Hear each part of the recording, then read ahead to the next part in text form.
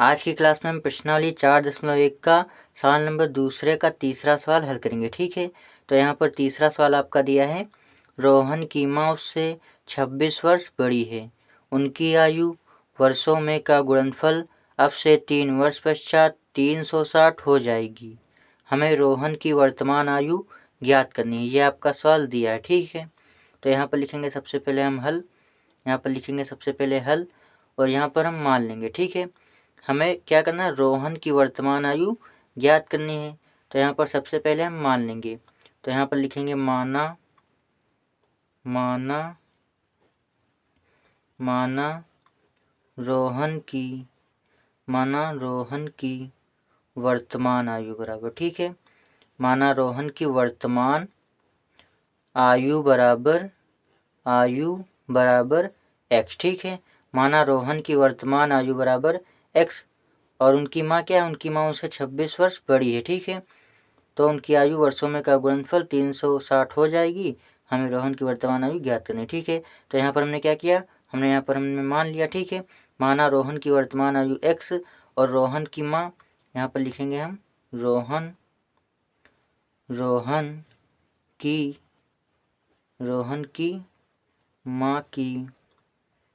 रोहन की माँ की आयु बराबर x प्लस 26। ठीक है, उनकी माँ क्या है, उनकी माँ उनसे 26 वर्ष बड़ी है। ठीक है, कह रहा रोहन की माँ उससे 26 वर्ष बड़ी है, तो हमने रोहन की वर्तमान आयु कितनी मानी है, x, और जो रोहन की माँ की वर्तमान आयु कितनी हो जाएगी, रोहन की माँ की वर्तमान आयु x प्लस 26 हो जाएगी। ठीक है, रोहन की माँ की वर्तमान आयु, यहाँ पर दोस्तों लिख दीजिएगा वर्तमान। ठीक है, यहाँ पर आप लिख दीजिएगा वर्तमान आयु बराबर x प्लस 26। ठीक है, उसके बाद हमसे क्या करा, 3 वर्ष पश्चात उनकी आयु 360 हो जाएगी, यानी कि 3 वर्ष पश्चात। तो कह रहा 3 वर्ष पश्चात यानी कि 3 वर्ष बाद, 3 वर्ष पश्चात, तो यहाँ पर लिखेंगे 3 वर्ष पश्चात रोहन की आयु। ठीक है, 3 वर्ष पश्चात रोहन की आयु बराबर कितनी मानी हमने, रोहन की वर्तमान आयु मानी है x, तो 3 वर्ष पश्चात रोहन की आयु कितनी हो जाएगी, x प्लस 3। ठीक है, 3 वर्ष पश्चात यानी कि 3 वर्ष बाद, तो रोहन की हमने वर्तमान आयु मानी थी कितनी, x, अब 3 वर्ष बाद, तो इसमें 3 आपका जुड़ जाएगा, तो आपका हो जाएगा x प्लस 3। अब 3 वर्ष पश्चात रोहन की माँ की आयु। ठीक है, तो यहाँ पर लिखेंगे 3 वर्ष पश्चात यानी कि 3 वर्ष बाद, 3 वर्ष पश्चात रोहन की माँ की वर्तमान आयु। ठीक है, रोहन की माँ की आयु। ठीक है, रोहन की माँ की आयु बराबर कितनी हो जाएगी, रोहन की माँ की आयु हमने कितनी मानी है, x प्लस 26, तो यहाँ पर लिखेंगे x प्लस 26 प्लस 3। ठीक है, प्लस 3, 3 वर्ष पश्चात, तो इसमें 3 आपका जुड़ जाएगा, तो जब इसमें 3 जोड़ेंगे तो आपका हो जाएगा x प्लस 6 3 कितना आ जाएगा 9, तो ये आपका आ जाएगा 29 आ जाएगा। ठीक है, इतना आपका आ जाएगा। अब यहाँ पर हम क्या करेंगे, यहाँ पर हम लिखेंगे प्रश्नानुसार। अब हम चलेंगे प्रश्नानुसार यानी कि प्रश्न के अनुसार कह रहा है 3 वर्ष पश्चात उनकी आयु वर्षों में का गुणनफल, यानी कि जो उनके वर्ष हैं, जो दोनों के माने हमने, उनका गुणनफल अब से 3 वर्ष पश्चात 360 हो जाएगी, यानी कि जो उनका गुणनफल होगा वो 3 वर्ष पश्चात 360 हो जाएगा। ठीक है, तो यहाँ पर हम लिखेंगे क्या करेंगे, 3 वर्ष पश्चात रोहन की आयु हमने कितनी मानी है, x प्लस 3, तो यहाँ पर हम लिखेंगे 3 वर्ष पर x प्लस 3 और 3 वर्ष पश्चात रोहन की माँ की हमने आयु कितनी मानी है, x प्लस 29, तो यहाँ पर लिखेंगे x प्लस 29। इनका गुणनफल हमसे कह रहा है कितना दिया है, यहाँ पर दोस्तों आप देख सकते हैं, कह रहा है इनका गुणनफल 360 हो जाएगी। ठीक है, तो यहाँ पर लिखेंगे बराबर में इनका गुणनफल 360 हो जाएगा। ये प्रश्न हमसे खुद कह रहा है। ठीक है, तो हम यहाँ पर लिखेंगे प्रश्नानुसार। ठीक है, इतना आपका आ जाएगा। अब यहाँ पर आपको क्या करना है, गुणा करना है। ठीक है, इन सभी का, तो सबसे पहले आपको क्या करना है, x का गुणा करना है x में। ठीक है, तो जब हम x का गुणा करेंगे x में, तो ये आपका कितना हो जाएगा, एक्स स्क्वायर हो जाएगा। ठीक है, उसके बाद हम एक्स का गुणा करेंगे 29 में, तो ये आपका आ जाएगा प्लस का 29 एक्स आ जाएगा। ठीक है, उसके बाद हम 3 का गुणा करेंगे एक्स में, तो प्लस का ये आपका हो जाएगा 3x। उसके बाद हम 3 का गुणा करेंगे 29 में, तो ये आपका आ जाएगा प्लस का 3 नवा 27, 27 का आएगा 7, हासिल जाएगा 2, 3 दूनी 6, 6 दो कितना हो जाएगा, 8 हो जाएगा। ठीक है, और ये 360 इधर है बराबर के। ठीक है, तो जब ये बराबर के इस तरफ आएगा तो क्या हो जाएगा, माइनस का 360 हो जाएगा। ठीक है, ये प्लस का है, जब बराबर के इस तरफ आएगा 360 तो ये आपका हो जाएगा माइनस का 360 और बराबर में आपका 0 बचेगा। ठीक है, इतना आपका आ जाएगा। अब यहाँ पर हम क्या करेंगे, यहाँ पर हम लिखेंगे एक्स स्क्वायर प्लस ये 29x और ये 3x। ठीक है, ये दोनों आपका जुड़ जाएगा, ये 29x प्लस 3x, जब इसको जोड़ेंगे तो ये आपका आ जाएगा कितना, प्लस का आ जाएगा 32x। ठीक है, ये आपका आ गया 32x, और जब इसको घटाएंगे 360 में से हम 87 को घटा देंगे तो ये आपका आ जाएगा माइनस का 273। ठीक है, 360 में से आप माइनस कर दीजिएगा कितना, 87,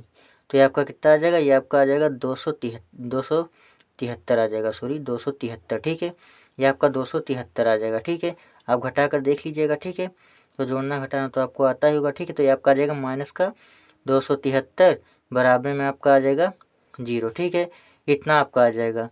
तो यहाँ पर आप चाहें तो इसको, इस क्वेश्चन को यहीं पर आप छोड़ सकते हैं और यही आपका आंसर हो जाएगा। ये आपका समीकरण द्विघात समीकरण के रूप में निरूपित हो जाएगा। ठीक है, जो दूसरे सवाल में हमसे यही कह रहा है कि सिर्फ द्विघात समीकरण के रूप में निरूपित कीजिए। जो दूसरा क्वेश्चन आपका है उसमें हमसे कह रहा था कि द्विघात समीकरण के रूप में समीकरण को निरूपित कीजिए, तो ये आपका समीकरण द्विघात समीकरण के रूप में बन जाएगा। लेकिन अगर आप चाहें तो इसका गुणनखंड करके आगे अच्छे से हल कर सकते हैं। ठीक है, तो यहाँ पर दोस्तों हम आपको बता दे रहे हैं गुणनखंड आपको किस तरीके से करना है। तो सबसे पहले आपको क्या करना है, एक्स स्क्वायर का आपको गुणा करना है माइनस 273 में। ठीक है, तो ये आपका आ जाएगा माइनस का 273 एक्स स्क्वायर आ जाएगा। ठीक है, इतना आपका आ जाएगा। उसके बाद हमें इसको इस तरीके से तोड़ना है कि जोड़ने या फिर घटाने पर आपका प्लस का कितना है, 32x आए। ठीक है, जोड़ने या फिर घटाने पर प्लस का 32x आए और गुणा करने पर आपका माइनस का 273 एक्स स्क्वायर है। इसको हमें इस तरीके से तोड़ना है। ठीक है, तो चलिए इसको हम तोड़ लेते हैं।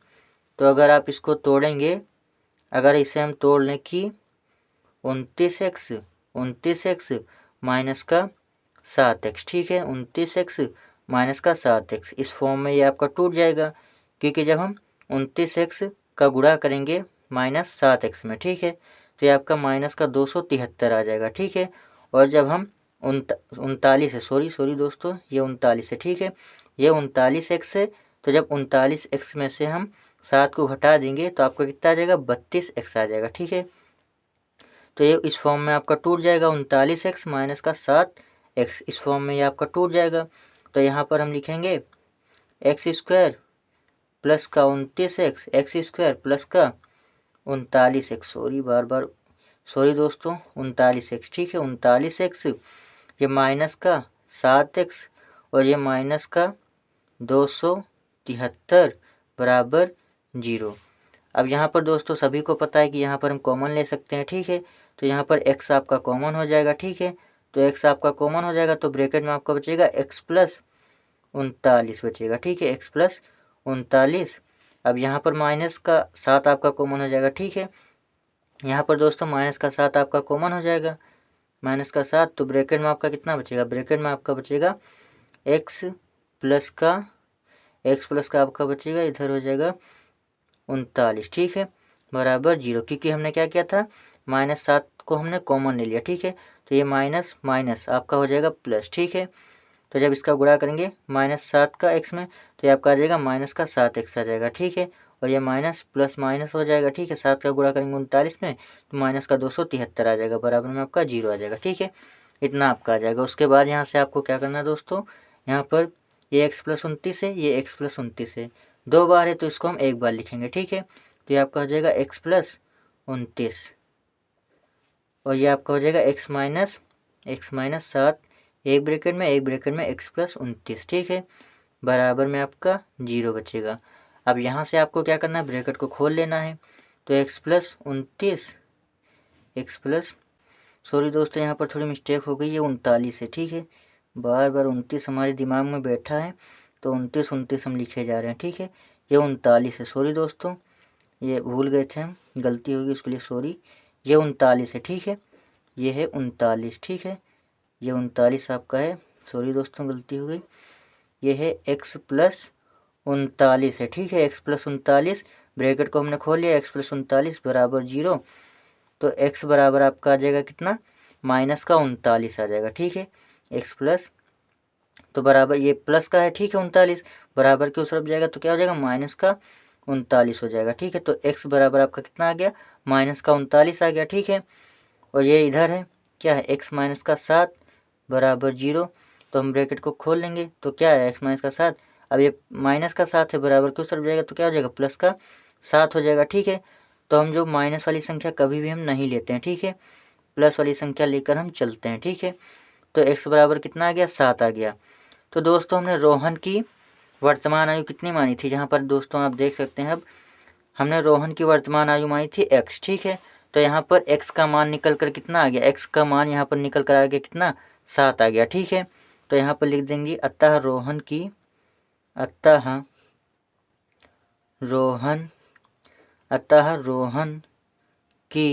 वर्तमान आयु बराबर, ठीक है, अतः रोहन की वर्तमान आयु बराबर कितनी, 7 वर्ष हो जाएगी, ठीक है। अतः रोहन की वर्तमान आयु कितनी आ गई, 7 वर्ष, ठीक है। अगर आप चाहें, हमें क्या कह रहा था, हमें क्वेश्चन में रोहन की वर्तमान आयु ज्ञात करने को कह रहा था, ठीक है, रोहन की वर्तमान आयु ज्ञात करने को कह रहा था, तो हमने रोहन की वर्तमान आयु निकाल ली कि कितनी है, 7 वर्ष, ठीक है। अगर आप चाहें तो रोहन की माँ की भी वर्तमान आयु ज्ञात कर सकते हैं, ठीक है। तो रोहन की माँ की हमने वर्तमान आयु कितनी मानी थी, x प्लस कितनी मानी थी, x प्लस 26 मानी थी, ठीक है। रोहन की हमने माँ की वर्तमान आयु कितनी मानी थी, x प्लस 26, तो यहाँ पर लिखेंगे अब, यानी कि रोहन की माँ की वर्तमान आयु, ठीक है, रोहन की माँ की वर्तमान आयु बराबर, ठीक है, वर्तमान आयु बराबर x हमने x प्लस 26 थी, ठीक है, x प्लस 26 हमने मानी थी, तो x हमने कितना निकाला, 7 निकाला, प्लस 26, ठीक, प्लस 26 बराबर, तो ये कितना हो जाएगा, 6 से बाद 13 का 3 हासिल जाएगा 1, तो 33 वर्ष हो जाएगा, ठीक है, आपका आ जाएगा 33 वर्ष, ठीक है। यानी कि जो रोहन की माँ कितने वर्ष की हो जाएंगी, 33 वर्ष की हो जाएंगी, ठीक है। रोहन की माँ कितनी है, 33 वर्ष की है, और रोहन कितना है, 7 वर्ष का है, ठीक है। तो हमें सवाल में कह रहा था कि रोहन की वर्तमान आयु ज्ञात कीजिए, तो हमने रोहन की वर्तमान आयु ज्ञात कर ली, साथ ही साथ हमने उनकी माँ की भी वर्तमान आयु ज्ञात कर ली, ठीक है। तो ये सवाल आपका हल हो जाएगा, यही आपका आंसर हो जाएगा, ठीक है। अगर आप चाहें तो उस सवाल को यहीं पर भी छोड़ सकते हैं, ठीक है, इस सवाल को यहीं पर भी छोड़ सकते हैं, क्योंकि हमसे कह रहा था कि द्विघात समीकरण के रूप में निरूपित कीजिए, तो यहाँ पर भी आप छोड़ सकते हैं। लेकिन अगर आप चाहें तो इसको आगे गुणनखंड करके, इस समीकरण को गुणनखंड करके आप इसको अच्छे से हल कर सकते हैं, ठीक है। तो इसको आप अच्छे से नोट कर लीजिए और इसकी आप अच्छे से प्रैक्टिस कीजिएगा, 2-3 बार आप प्रैक्टिस करेंगे, आपको अच्छे से आ जाएगा, ठीक है। बहुत ज़्यादा डिफ़िकल्ट सवाल नहीं है, थोड़ा सा आपको अपना दिमाग लगाना है, ठीक है। तो फिर मिलेंगे हम अगली वीडियो में हम सवाल नंबर 2 का चौथा सवाल हल करेंगे। तो अगर आपने चैनल को सब्सक्राइब नहीं किया है तो कर लीजिए, ताकि आपको इसी तरीके की वीडियोस मिलती रहें। तब तक की बाय बाय दोस्तों।